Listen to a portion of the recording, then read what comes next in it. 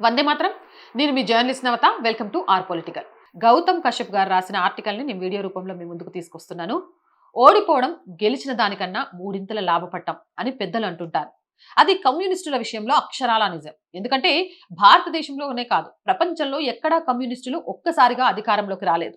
ఎన్టీఆర్ లాంటి అసాధారణ ప్రజాకర్షణ ఉన్న నాయకులు ఈ సత్యం ఆనాటి కమ్యూనిస్టు ఉద్దండులకు తెలియనిది కాదు. ఒకనాడు దేదీప్యమానంగా వెలిగిపోతున్న నెహ్రూ గారి కాలంలో అత్యంత బలమైన కాంగ్రెస్ పార్టీని సైతం గడగడలాడించి పాలకులకు ముచ్చెమటలు పట్టించిన ఆనాటి కమ్యూనిస్టు పార్టీ ఈ రోజు ఎందుకు తన ప్రభావాన్ని కోల్పోయింది? ఎందుకు ఇన్ని ముక్కలైంది? కేవలం సైద్ధాంతిక విభేదాలు అనే ముద్దు పేరుతో ఈ పతనానికి ముసుగు వేయలేదు. ఆ విభేదాలు ఏమిటో ఎంత బుర్రబద్దలు కొట్టుకున్నా సామాన్యుడికి, వారు ఎవరి కోసమైతే పోరాడుతున్నారో ఆ శ్రామికుడికి అస్సలు అర్థం కావడం లేదు. ఆశయాలు ఆకాశంలో, ఆచరణ బురదగుంటలో. ఆనాటి నాయకుల నిజాయితీ ముందు అవినీతిలో కూరుకుపోయిన నాయకులు ఇతర పార్టీలు తరపున గెలిచి ఏలుతుంటే కమ్యూనిస్టులు ఏం చేశారు? సత్యం తెలుసుకొని జనం కోసం ఒక్కటయ్యారా? లేదు. ఇంగ్లీష్ అక్షరాలు చాలానన్ని ముక్కలుగా విడిపోయారు.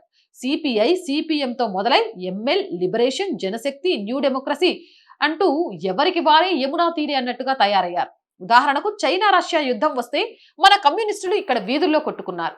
సొంత దేశ ప్రయోజనాల కంటే పరాయి దేశ సిద్ధాంతాలకు పెద్దపీట వేయడం సామాన్యుడికి ఏమాత్రం రుచించలేదు. రక్తసిక్తమైన వర్గ పోరాటాలు, సిద్ధాంత చర్చల పేరుతో కత్తులతో నరుక్కున్న రక్త చరిత్రను ఈ దేశం కల్లారా చూసింది. వర్గ శత్రువుల నిర్మూలన పేరుతో మొదలైన పోరాటాలు సొంత వర్గం మీదే దాడులుగా మారాయి. ఆధిపత్యం కోసం నాయకులను కోవర్టులని, రివిజనిస్టులు అని ముద్ర వేసి ప్రాణాలు తీశారు. నేను నమ్మిన వర్గమే గొప్పది, మిగతా వారంతా శత్రువులే అన్న అహంకారం కమ్యూనిస్టుల ఐక్యతను బూడిదలో పోసిన పన్నీరు చేసింది. ఆంధ్రప్రదేశ్, తెలంగాణలో 1960 నుంచి 1990లో జరిగిన దారుణ రక్తపాతాలు ఉలిక్కి పడేలా చేశాయి. పీపుల్స్ వార్ గ్రూప్ నుంచి విడిపోయినందుకు చాదర్గఢ్ శ్రీను దారుణ హత్యకు గురయ్యాడు. విజయవాడలో చలసాని వెంకటరత్నం హత్య తర్వాత రాజకీయాలు పూర్తిస్థాయి రౌడీయిజంగా మారాయి. ఆధిపత్య పోరులో బలైన తాడిగడప వెంకటేశ్వరరావు, మాధురు రఘురామయ్య, నరహరిశెట్టి నరసింహారావు, గంప మల్లేశ్వరరావు, మువ్వల ప్రసాద్ వంటి ఎందరో నాయకులు.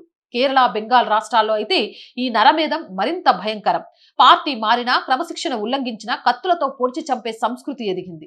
2012లో కేరళలో టిపి చంద్రశేఖర్ 51 సార్లు కత్తులతో పొడిచి చంపడం ఈ వికృత రూపానికి పరాకాష్ట. నమ్మకాలను అవమానించడం, సిద్ధాంతాలను కాలరాయడం దీనికి తోడు. నాస్తికత్వం ముసుగులో సామాన్య జనం ఆదరించే దేవుళ్ల మీద బూతులు తిట్టడం ప్రజలను మరింత దూరం చేసింది. అందరి దేవుళ్లను గౌరవించే వారిని తిడుతూ మరోవైపు ఓట్ల కోసం మత ఛాందసవాదులతో చేతులు కలపడం జనానికి అసహ్యం తెప్పించింది. నిరుపేద కుటుంబాలకు చెందిన యువకులు ఈ పోరాటాల్లో బలైపోయి వారి ఇండ్లను శ్మశానాలుగా మార్చుకున్నారు. కామ్రేడ్ అమర్ రహి అంటున్న నోళ్లే కన్నతల్లులు కడుపుకోతకు కారణమయ్యారు. తన సర్వస్వాన్ని అర్పించిన పుచ్చలపల్లి సుందరయ్య గారు ఏ సిద్ధాంతాలు తెలియని ఒక సినీ నటుడి అపాయింట్మెంట్ కోసం పడిగాపులు కాయడం తలుచుకుంటే చరిత్రకే కన్నీళ్లు వస్తాయి. ఏ సిద్ధాంతం గెలవని సమరం. ఈ రక్తపాతంలో ఏ సిద్ధాంతము గెలవలేదు. ఏ శ్రామికుడికి న్యాయం జరగలేదు. చితికిపోయిన కుటుంబాల రోదనలు మాత్రమే మిగిలాయి. ఐక్యత లేని మీ జీవన శైలిని, సహనం లేని మీ నరమేధాన్ని చూసి విసిగిపోయిన జనం మీకన్నా వేరే పార్టీలేనాయం అనుకుని వెళ్లిపోయారు. ఒకప్పుడు ఎర్ర జెండా అంటే అణగారిన వర్గాలకు ఒక భరోసా.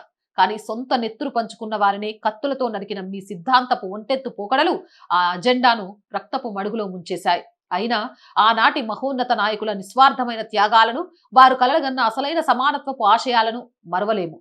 ఆ పాతతరం నాయకుల విశాల భావాలకు, వారి నిరాడంబరతకు, వారు శ్రామిక లోకం కోసం చేసిన నిజమైన త్యాగాలకు హృదయపూర్వక నివాళులు అర్పిస్తూ ఈ రక్త చరిత్రకు ముగింపు పలికి నిజమైన మానవతా విలువలతో ఆ ఎర్ర జెండా మళ్లీ ఎగిరే రోజు వస్తుందా?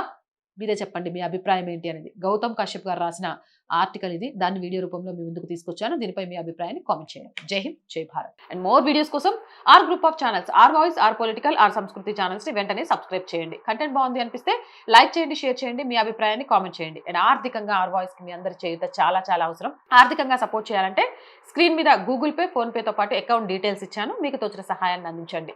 జై హింద్, జై భారత్.